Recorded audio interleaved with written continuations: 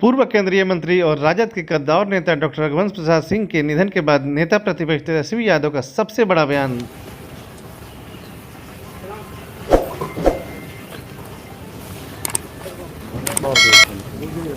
हो गया थोड़ा सा ठीक है रेडी। हाँ कैसे की बताइए। रघुवंश बोल दीजिए भैया कि 13 व्यक्तिगत तौर से आपके लिए दावत पूरी लगता है। आदरणीय रघुवंश बाबू जी हम सब लोगों के अभिभावक रहे और पार्टी के एक मजबूत स्तंभ, एक प्रखर समाजवादी नेता, गरीबों की आवाज़ और ख़ास तौर पे हमारे पिता से जो संबंध रहे, उनके पिता के नहीं रहने के बाद जो मार्गदर्शन, जो गाइडलाइंस जो उनका रहा, हम कभी अपने आप को अकेला नहीं समझते थे। आज उनके निधन की खबर सुनकर के हम लोग सब लोग जो है मर्माहत हैं, दुखी हैं और कोई शब्द नहीं है जिस शब्द को हम लोग जो है व्याख्या कर सके। लेकिन लंबे समय से कोरोना पॉजिटिव होने के बाद तो निमोनिया की भी शिकायत थी। जब पटना के एम्स में जब भर्ती हुए तो हमारी बात हुई, डॉक्टरों से भी बात हुई थी। हम लोग सब लोग कामना करते थे कि जल्दी स्वस्थ होकर के, ठीक होकर के वापस आए। फिर आनंद फानंद में जब दिल्ली गए, हमारी जब बात हुई, जब वो दिल्ली जिस दिन एम्स में एडमिट हुए उस दिन भी हमारी फ़ोन पे उनसे चर्चा हुई, बात हुई।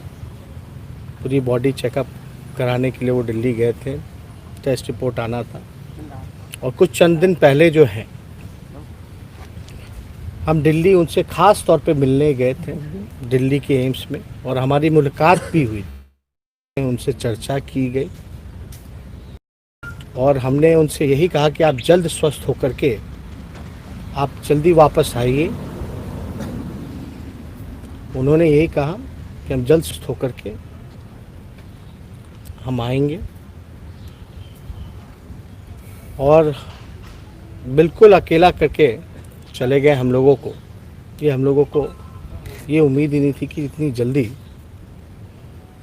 ये खबर आएगी। लेकिन हालांकि हमारे जो डॉक्टरों से जो बातचीत लगातार चलती रही उनसे, तो हमको जो डॉक्टरों ने वहाँ के बताया कि उनको लंग्स कैंसर की समस्या रही, ये बात पता थी।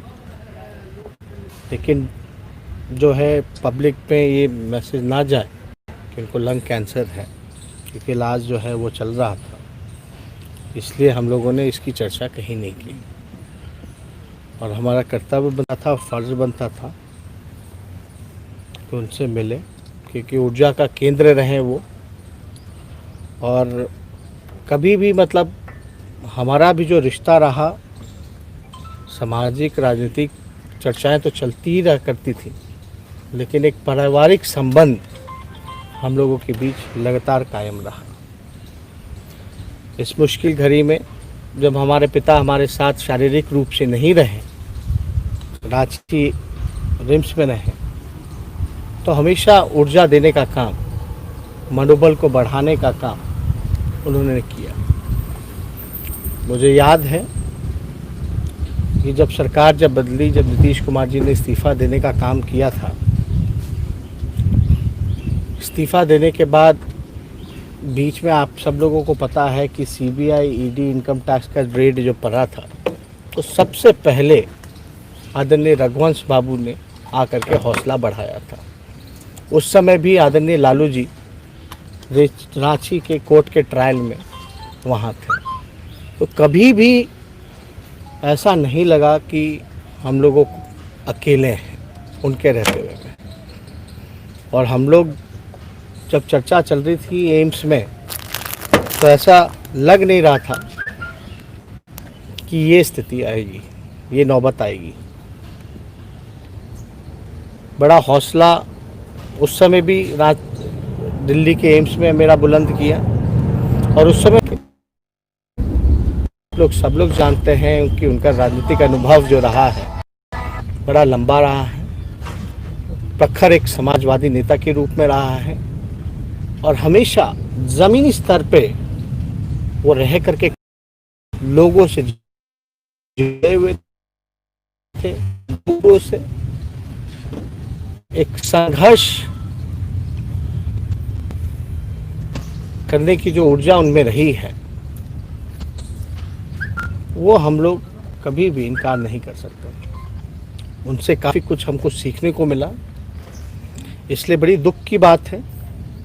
अभी हमारे उनकी पुत्र से भी बात हुई, जब ये खबर न्यूज़ चैनलों में चल रहा था कि रघु नहीं रहे, तो यकीन नहीं हो रहा था हमको। उनके पुत्र सत्यप्रकाश जी से हमारी बात हुई है, और इस बात को लेकर के सब लोग जो है मर्माहत हैं।